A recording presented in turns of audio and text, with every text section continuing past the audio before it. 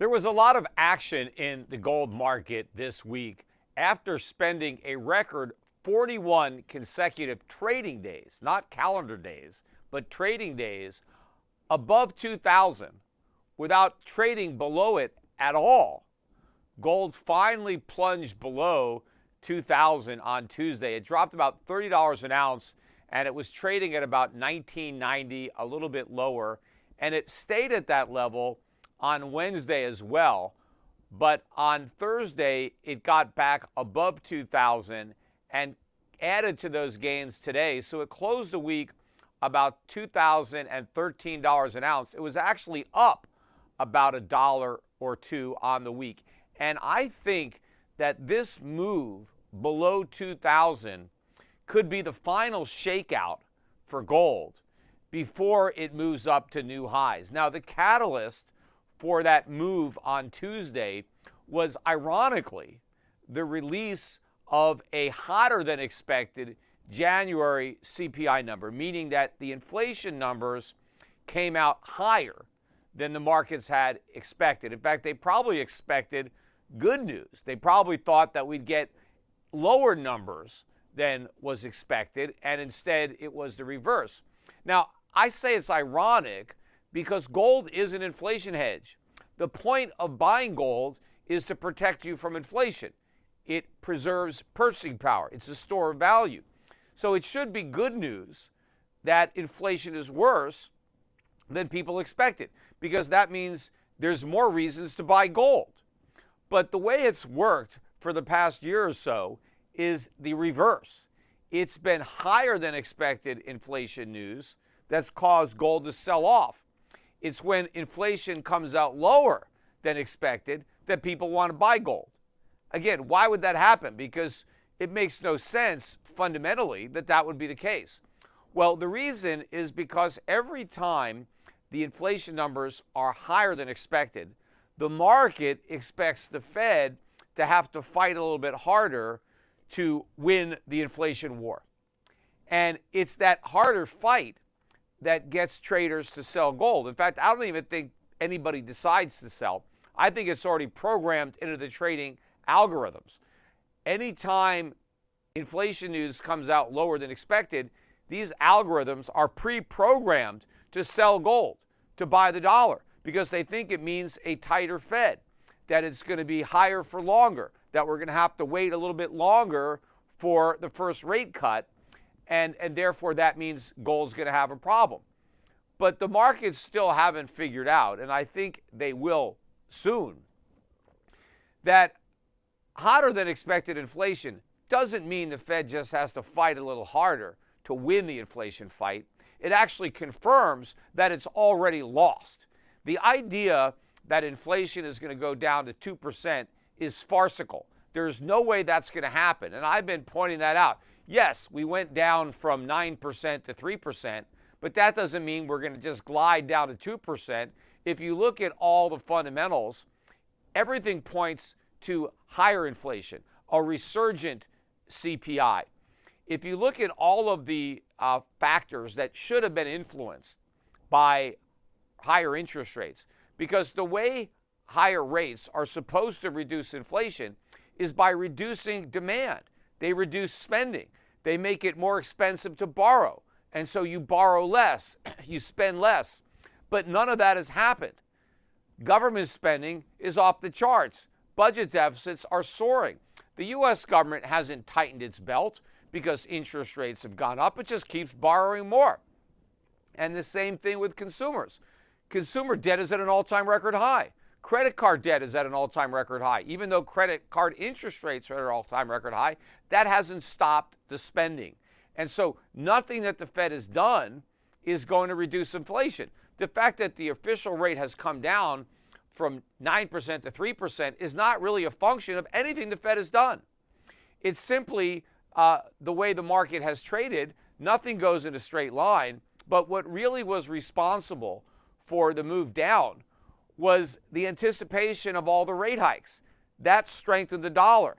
That brought down commodity prices, oil prices, brought down the headline CPI. But all that is in the past. Nobody expects any additional rate hikes, and nor do I. So the rate hikes are in our past, not in our future, and that means the dollar's going down, and that means the headwind that pushed prices down is now a tailwind that's going to push them back up. In fact, look at oil prices on the week closing above $78, positive on the week, even though stocks and bonds were down. Bond prices also getting clobbered on the week. So rising long-term interest rates, rising oil prices are a sign of resurgent inflation. But so was the CPI number that came out today. In fact, I've been pointing out on my podcasts over the last several months that contrary to the conventional wisdom, inflation isn't heading lower, it's bottoming. It's forming a base and it's about to head back up, which is exactly what we're seeing. The markets just think that this is an aberration. In fact, Fed officials came out on Wednesday and did damage control. They said that the hotter than expected CPI number doesn't change anything. It's within their expectations and everything is still on track for rate cuts in 2024. Now, if the Fed really was being honest, they would be hiking rates. They wouldn't even be talking about when they're going to cut rates. Rates are still too low. It's obvious because they've had no effect on slowing down borrowing or spending. Meanwhile, if you look at all the economic data, the manufacturing data, that continues to be weak. And so we're producing less and we're spending more. That's a recipe for much higher prices. And nothing the Fed has done has changed that. But the markets still believe the Fed. They still think the Fed is committed to bringing inflation down to 2%. It's not. It's already surrendered. It's all a pretense that it's going to go back down because the reason the Fed pivoted and stopped hiking rates was because they didn't want the economy to buckle beneath the weight of rising interest rates. It was already starting to happen. Bond yields were above 5% for the 10-year out to the 30-year, and the markets couldn't handle it. The housing market, in fact, we got housing data that came out today that was the weakest, I think, the weakest January since the COVID lockdowns. And so the housing market is already having a lot of trouble with rates the way they are. The Fed can't afford to raise them, especially in an election year. So the rate hikes are off the table. But the other thing that the markets have got wrong is their outlook for the economy. They think inflation is going to come down, but the economy is still great. We've avoided recession. They're wrong on that too. The economy is weakening just as inflation is strengthening. In fact, look at the numbers we got today on retail sales. They plunged far more than expected, down 0.8. They were looking for a drop of just 0.1. But if you look at X vehicles, retail sales plunged 0.6. They were supposed to rise by 0.2. And X vehicles and gasoline, a drop of 0.5 versus expectations of a rise of 0.2. And they even revised down the prior month. And remember, retail sales are not adjusted for inflation.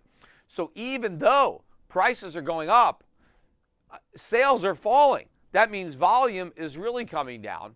And, we got more inflation news today, more bad news on inflation. What was interesting is that after an initial sell-off, gold dropped about $10 when we got the hotter than expected PPI that came out this morning. Gold bounced back.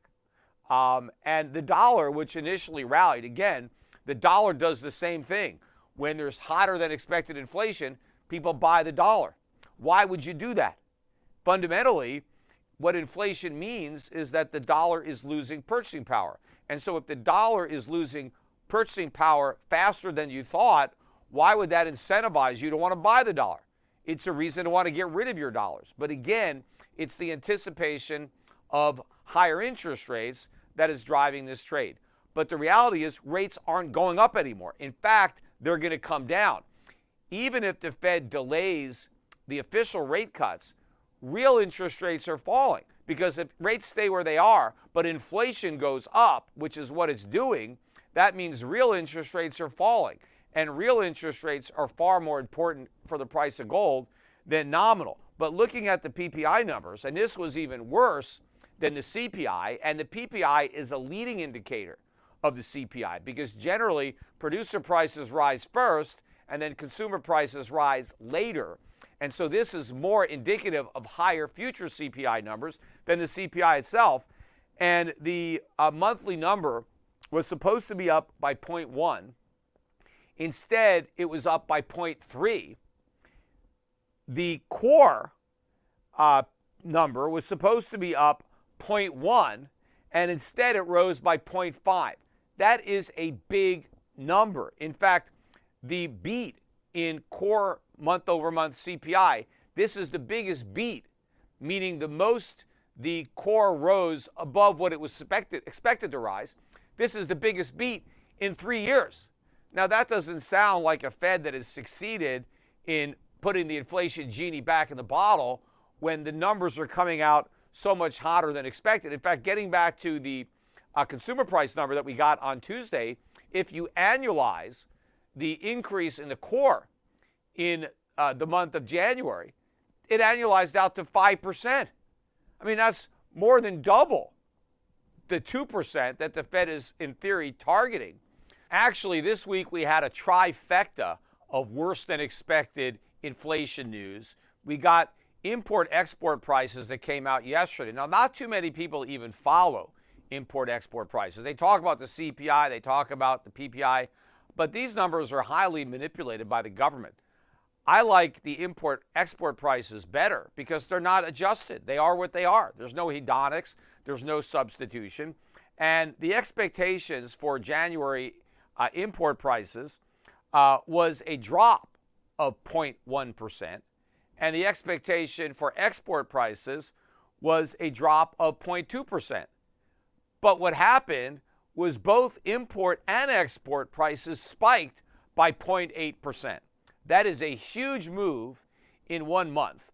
And to me, it's another indicator that inflation has bottomed. In fact, import-export prices are more of a forward-looking number, especially the import prices, because those are ultimately going to be put into final goods, because the importers are generally the businesses, and they turn around and resell. And so these higher import prices are going to be reflected in higher retail sales prices in the months ahead.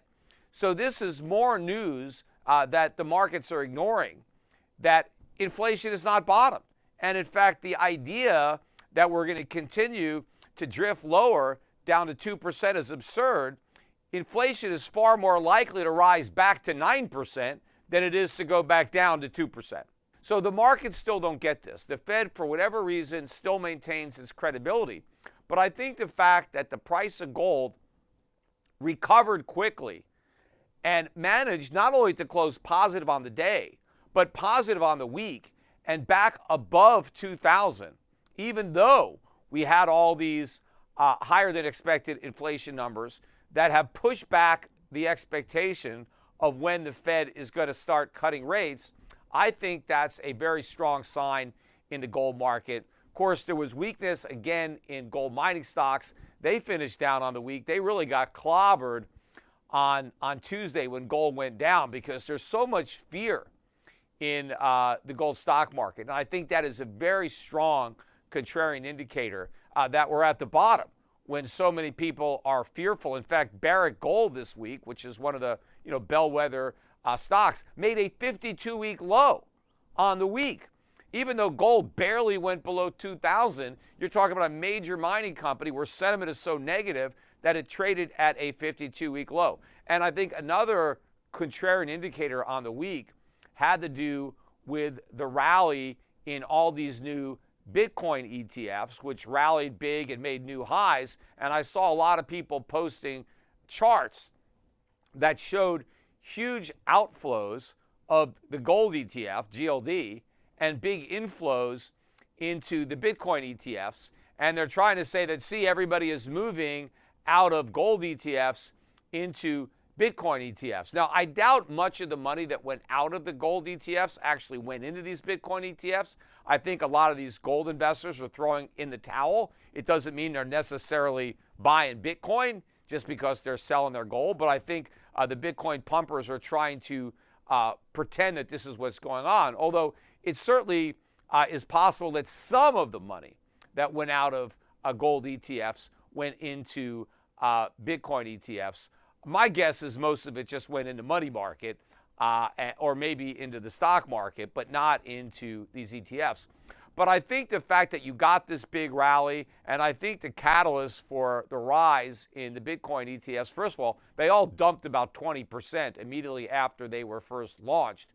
But there was a big ETF conference down in Miami this week, and Bitcoin is notorious for pump and dumps around these type of events.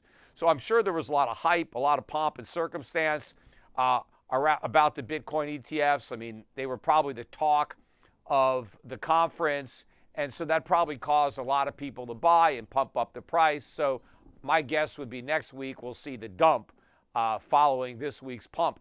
But I think where the action is going to be is in gold. Well, everybody was sidetracked by what was going on in Bitcoin. They overlooked what's going on in gold. Everybody is writing gold's obituary. It's not dead. It's alive and well. It's over 2,000. But the most important thing is the fundamentals have never been better.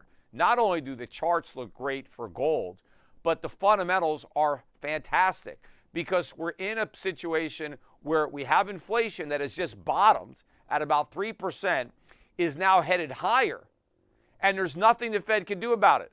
It is out of ammo. It can't fight. There is no way the Fed is going to hike rates. It would crash the economy, and it would sink any chance Biden has of getting reelected, if he even has much of a chance to begin with. And the economy is weakening, making it even harder for the Fed to hike rates, because how can it ignore a weakening economy and hike rates anyway? So it's going to dismiss any increase in inflation. In fact, it's already done that this week. It's almost like it's back on its transitory kick, only nobody is going to use the word transitory, but they're basically looking at any hotter than expected inflation data as if it's a one-off thing, as if it's a foregone conclusion that inflation is going back down to 2%, when there's no reason to expect that that's going to happen. Not with record high budget deficits, a record high consumer borrowing and spending, weakening in industrial production, money supply is now growing, and real interest rates are falling. And so all signs point to higher inflation and a weaker economy, and that's the perfect environment for gold. It is stagflation. And as investors lose confidence in the Fed, they're going to look for a real safe haven, a real store of value, and they're going to buy gold. In the meantime, I would suggest those of you who are listening to this video, don't wait for the average investor or even Wall Street to figure this out. Just go and buy. I think you're right near the bottom. I mean, even if you get slightly below 2,000, there is massive support beneath this market. So I think the downside risk is really minimal. I think the upside potential is enormous. I know it's a holiday weekend, George Washington's birthday. I don't like to call it President's Day because I like George Washington, not all the presidents that followed, especially the president we have now. I don't want to have a holiday that celebrates Joe Biden. But it's a long weekend. The markets are closed on Monday, but the gold markets don't close, and neither does Shift Gold. And so I talked with the guys at Shift Gold. I think next week could be a big week.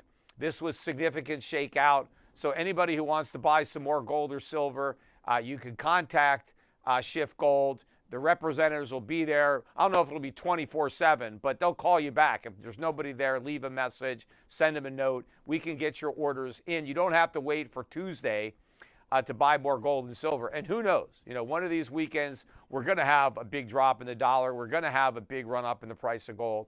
And it's better to buy yours before that happens. Anyway, thanks everybody for listening, and have a great holiday weekend. Bye for now.